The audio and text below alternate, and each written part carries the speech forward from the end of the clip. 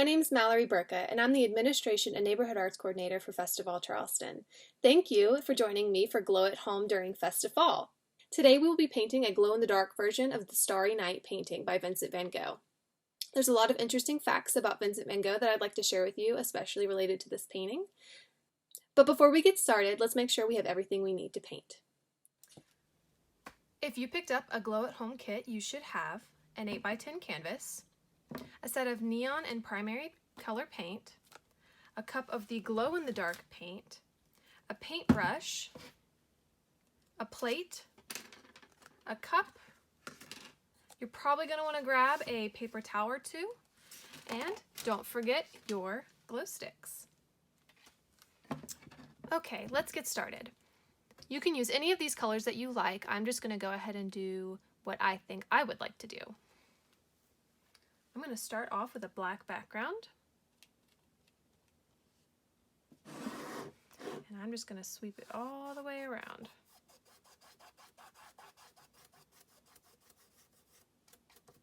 Probably go about halfway.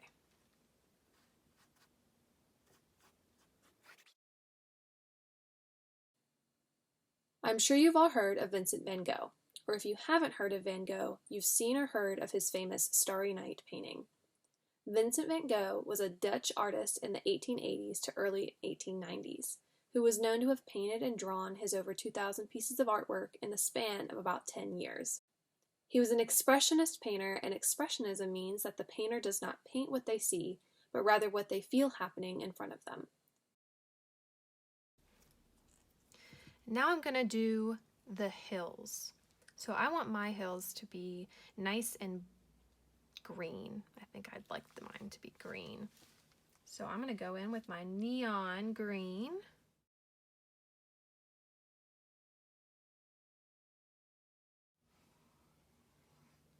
Remember, it's an expressionistic. Expressionist artists have a very emotive response to the world around them. Now, if you know of Van Gogh, you may have heard the story of him cutting off his own ear. The story behind that is that a fellow artist that Van Gogh was planning on having an artist collective with decided not to work with him anymore, and after a fight in 1888, Van Gogh threatened him with a knife before retreating to his own room and famously cutting off his own ear. This was during a time that Van Gogh suffered from epilepsy and paranoia, also experiencing hallucinations and depression. These moments of psychological distress were when he would paint as a response to what was happening to him psychologically, resulting in his self-portrait with his bandaged ear. Van Gogh did not have any recollection of the incident and was then committed to Saint Paul de Moselle Asylum in France. Thankfully, the two made up their differences and continued to write letters to one another for the next 2 years until Van Gogh's death. Vincent van Gogh painted Starry Night in 1889 during a stay at this asylum. This is one of over 860 oil paintings, and marks a shift in Van Gogh's work as his personal demons were taking their toll on him. The dark blues take over this painting, blending together from hillside to sky, while the bright yellows and white in the stars and moon stand out against the dark sky, making them almost seem to glow. Perfect for this activity. Now I'm going to do the valley, and I'm going to make my valley blue.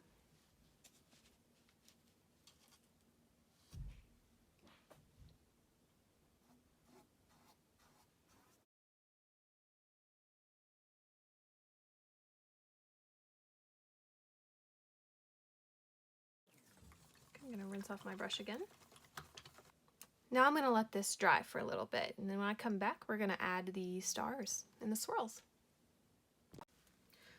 Okay, so it's decently dry at this point. I still got some paint globs that are a little bit wet, but that's okay.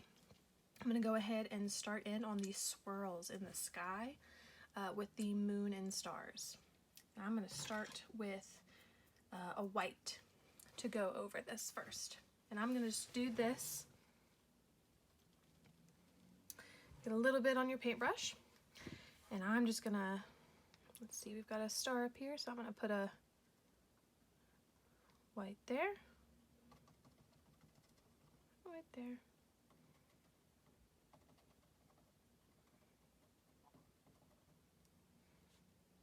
and just do that wherever I want a star.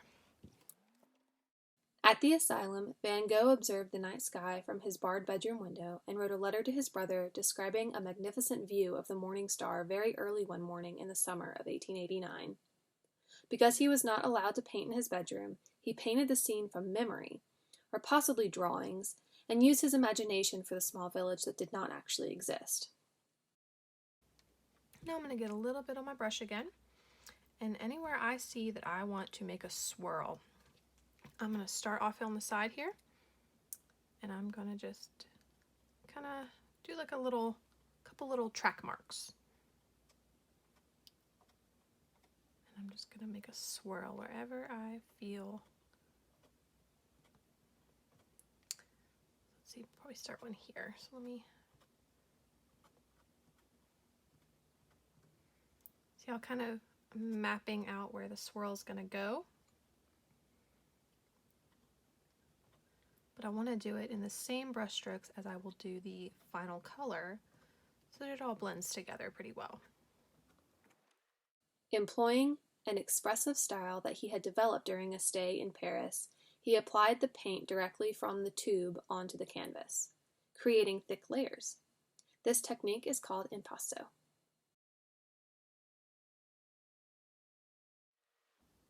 So now I'm going to go back over my stars and kind of do the same thing. I'm going to use these little track marks at the very end of my paintbrush and just kind of make some random marks around those.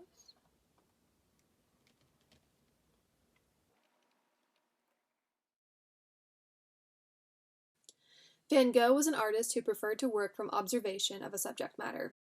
However, the brush strokes create a scene that almost make you feel like you're in a dream, and this painting was created straight from Van Gogh's imagination. Unsure about the idea of working solely from his mind, and after only selling 2 of his own works in his lifetime, Van Gogh eventually regarded Starry Night as a failure and felt that the painting favored style over substance. Remember how we talked about how expressionist painters paint what they feel, not what they see? Well, Van Gogh thought that he was putting too much thought into this work. Okay, so now we got the main parts that we really want to highlight, kind of primed. So now I'm going to go back in with some blue. I think I'm going to go with green and maybe a little bit of pink. And I'm going to go through and I'm going to fill in all these spots with bunches of these little track marks. In fact, Starry Night was not Van Gogh's first Starry Night.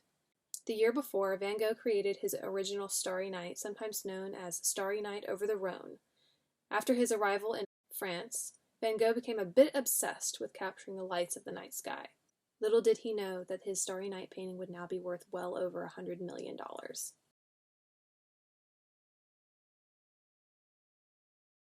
Starry Night now resides at the Museum of Modern Art in New York. Now I'm going to go back with the yellow, and I'm going to do just like we've done 1,000 times before. We're going to go ahead and make these little tracks with yellow right around the stars and the moon only.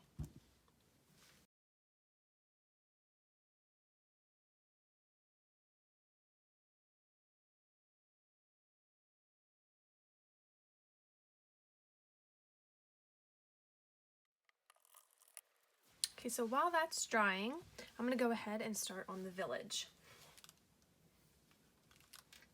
The village is going to be a bunch of little buildings. You can make whatever buildings you want. You can make your own house if you want. If you want to make Charleston or your own city, that's totally up to you. I'm going to go ahead and just do as Vincent did here and just throw a couple of buildings on here. And I think I'm going to go with orange. So for these buildings, you're just going to have to put a little bit on the tip here on the end of the paintbrush, and you've got to already have a squared off brush hair.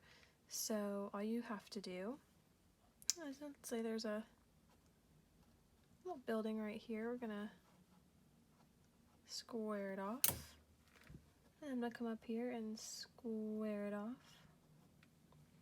I'm going to come from the bottom and square it off. And I'm probably going to do one more on this side. Square it off.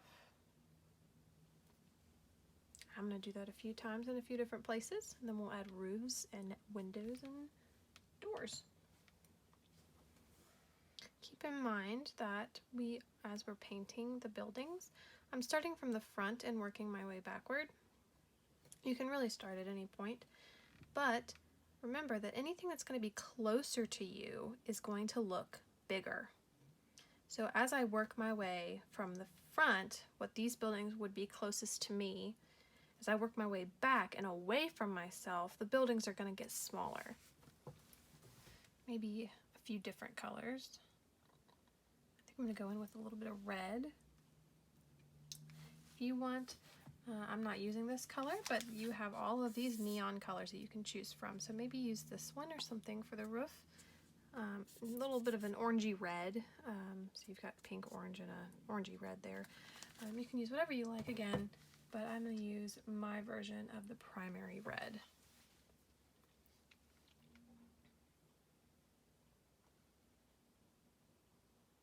And I'm just taking the long edge of my paintbrush and just making a roof.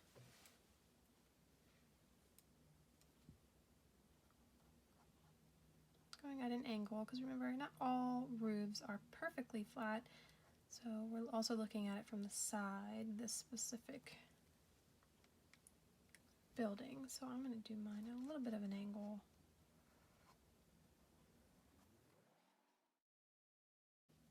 We got all kinds of different shapes of houses, so you can do pointed roofs, you can do flat roofs.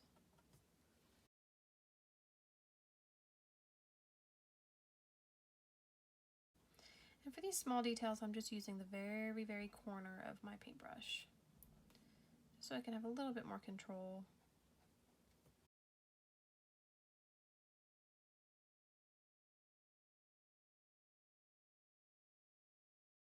When you're looking at something from an angle, you see different sides of it.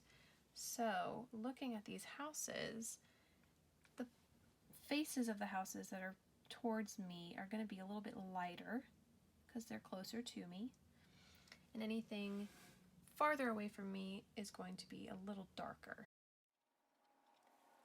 So I think that's what I'm going to do for the sides. Now lastly, I'm going to come back in with some doors and windows. So again, I'm just going to take the very, very tip of my brush, the long flat end, and for the doors, I'm going to just barely touch my black paint, just so it's right there on the end. And for the one right here, I'm just going to make a little line there. Maybe do that a couple times, get it to be as thick as I need it. Drag it flat. Maybe down one side.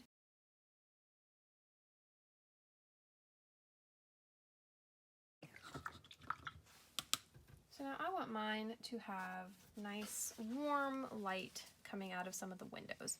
So I'm going to go back in with a little bit of yellow and do the same thing I did with the door, but just on the very corner of my paintbrush. And I'm just going to lightly touch, just barely touch. We don't want to get it too thick on there because then it's going to take up the whole house. Kind of draw a little square with my paintbrush. You don't have to drag your brush. If you've got enough paint on there, you can just barely lightly tap it and the paint will come off onto the canvas. So don't worry about getting too little or too much on there. The paint will transfer. I'm just barely touching. See how it's getting smaller? Making the houses look like they're farther away. Alright, I think I'm done with my village buildings. Now I'm going to go back into the mountains and I'm going to add a little bit more green because we really want those brush strokes to show. That's all it is with this piece. We really want to get those brush strokes to really show themselves. So these are a bit longer, so I'm going to just start at the bottom of this and kind of brush my way up to the top of the mountain. I'm going to make stripes real close together, not too close so that the color's mixing, because we want to see them. So you don't need a lot on your brush. It's okay if it mixes a little bit.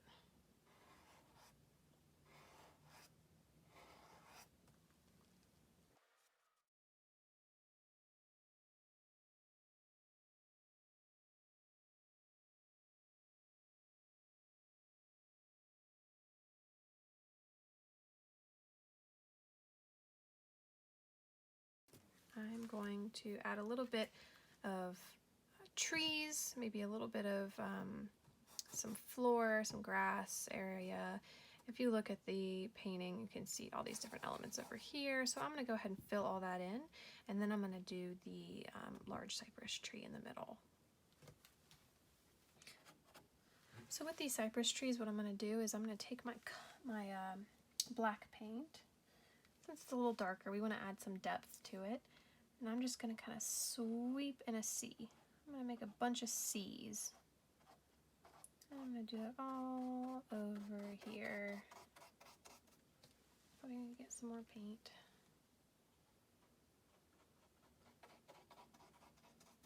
Just a bunch of C's.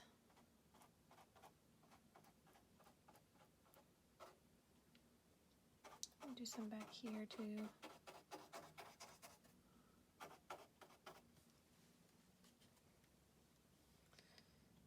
Some in over here. These are all going to be the under parts of the trees, you know, kind of the shaded part.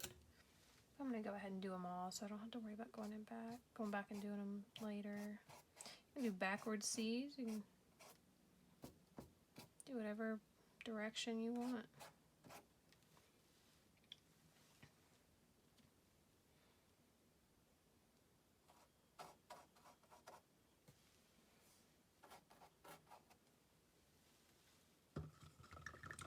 So once I get all my little shade trees in, I am going to clean and dry off my brush. I'm going to come back in with some blue and white. So I'm going to start with blue. I know we have the down here blue, but mixing it with the white will make it a little lighter, make it stand out. So I'm going to kind of go both ways, get a full C and then a backwards C.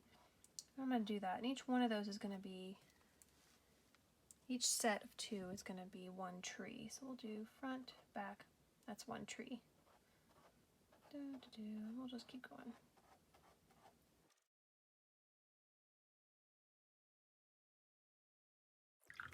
I'm going to go back in with white and add some highlights to those trees, just very slight, getting a little bit on my brush, not much, and just maybe doing a little slight C again.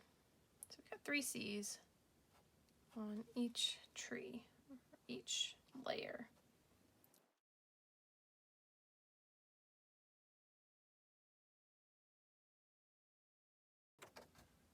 Just kind of adding some texture to the ground. I'm just taking the long edge of my brush and just kind of barely scuffing it. It's already got a little bit of a darker blue on there, so just adding texture. Different shades of colors can add texture. Could be the same exact color and it could be totally different colors. Layers will always add nice texture. You can even mix some colors if you want. If you want to see, maybe if you want to make some purple, you can mix blue and pink together and make purple. Okay, so now I'm going to go in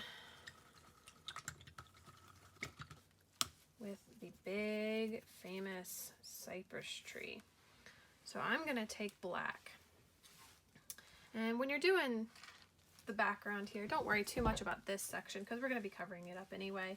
So just take some of your black, nice big paintbrush full, and I'm just going to put a glob right there in the middle. I might do a couple.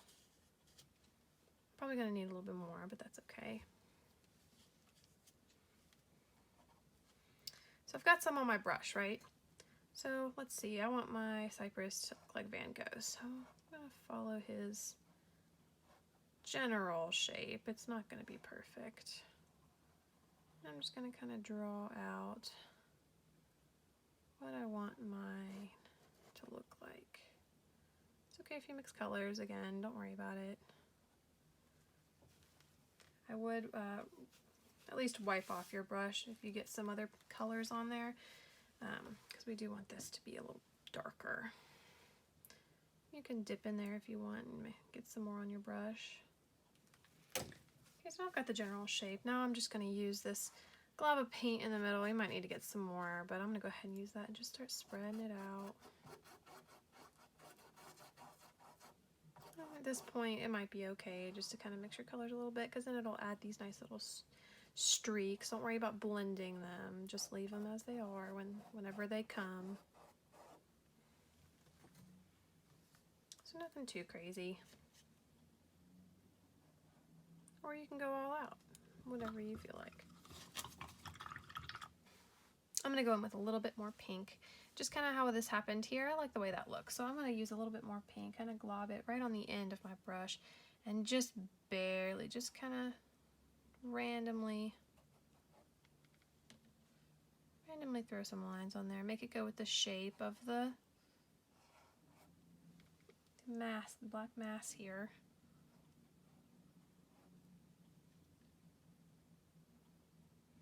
Don't want to add too much because I want this to stay pretty dark, pretty sturdy. And in the middle of that, it's a pretty signature shape there. And lastly, let's do one more thing before we throw some glow paint on there. Okay, so I've let mine dry a little bit, and I see a couple places that I want to go back in and add some more details. So I'm kind of seeing that these swirls are getting a little bit lost, so I'm going to go back in with a little bit of white and just kind of add some more detail.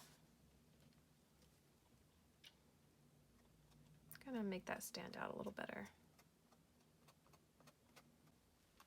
So now I've gone back through and added some little details. You can see I added my crescent moon. I added some different colors into the swirls to make them stand out. I also added white dots in the center of each star, just to make the star seem like it had a center and something that the light was coming from, a light source. So now I'm going to go through with my glow paint. So that should be the little cup that you have that came along with your kit. That is just plain glow paint. So that's what I have here in the middle. It looks white, but it's going to come out a little clear. And I am going to put this in places that I really want the color to glow under a black light. So I'm going to put this in here on my moon. So I'm just going to basically just paint right on top of that shape, the same exact shape that the moon is.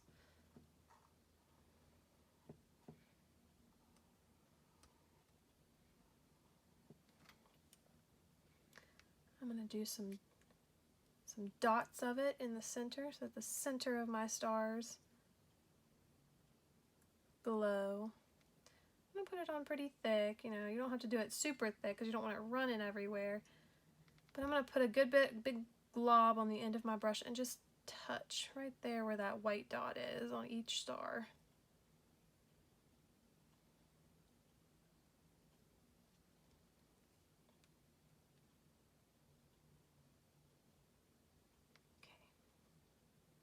So now I'm gonna go through and do all my windows, because I want my windows to glow pretty good.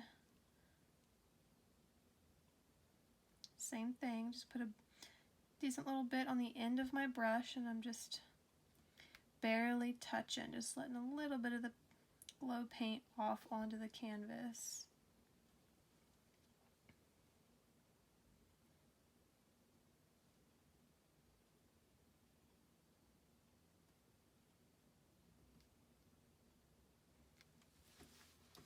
Okay, now I think you can do this wherever you want, but I'm going to go through and do again what I did with my little track. So I'm just going to kind of skip along here, maybe do them a little bit more on my swirls, maybe do them in a few other places, around the stars maybe, but just make a couple extra places glow.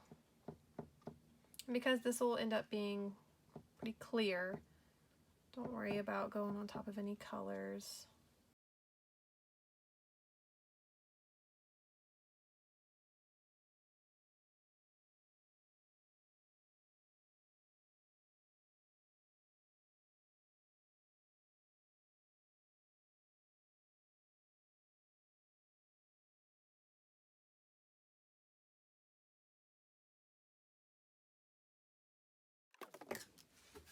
Okay, I think I'm finished, and I'm going to let mine dry, and then we'll take a look at it under black light.